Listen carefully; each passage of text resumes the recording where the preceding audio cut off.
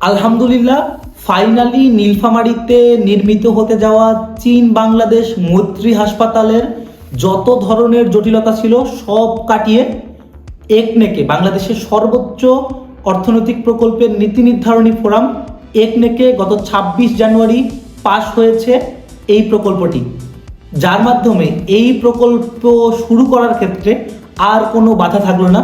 Finally Nilphamari হইতে যাচ্ছে উত্তরবঙ্গের মেডিকেল সিটি। আসেন বিস্তারিত পরিকল্পনায় কি কি আছে জেনে নিন। একনেকে অনুমোদন করা এই হাসপাতালটিতে ১,০০০ শয্যা থাকবে।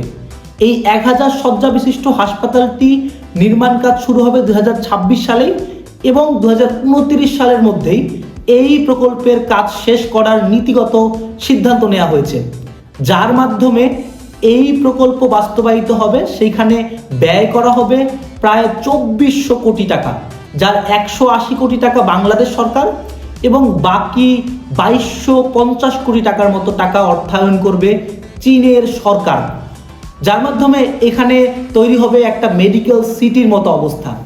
টেক্সটাইল মার্ট, যে দারোয়ানি মার্ট রয়েছে নীলফামারীর, তার পাশে নির্মিত হবে একটি ১০ তলা বিশিষ্ট মূল হাসপাতাল ভবন, ১০ তলা বিশিষ্ট একটি ডাক্তার নার্সদের জন্য আবাসিক ভবন এবং অন্যান্য নিরাপত্তা সহ কর্মকর্তা কর্মচারীদের জন্য প্রয়োজনীয় ফ্যাসিলিটিগুলো।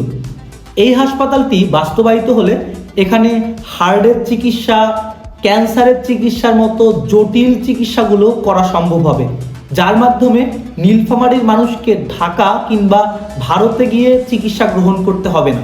শুধুমাত্র নীলফামারী না, উত্তরবঙ্গ এবং পার্শ্ববর্তী যে অঞ্চল রয়েছে ভারতের এবং নেপাল ও ভুটানের মানুষজন চীনের যে আধুনিক মেডিকেল সেবা রয়েছে সেই মেডিকেল সেবা এই নীলফামারীর এই চীন বাংলাদেশ মৈত্রী হাসপাতালে এসেই গ্রহণ করতে পারবে এবং এখানে ৮৫০র মতো ডাক্তার, ১৫০০-এর মতো নার্স এবং অন্যান্য কর্মকর্তা কর্মচারীরা থাকবেন, যারা এই পুরো হাসপাতাল ব্যবস্থাটিকে পরিচালিত করবেন, যার মাধ্যমে এই অঞ্চলের চিকিৎসার ক্ষেত্রে একটি কৌশলগত শহরে পরিণত হবে নীলফামারী।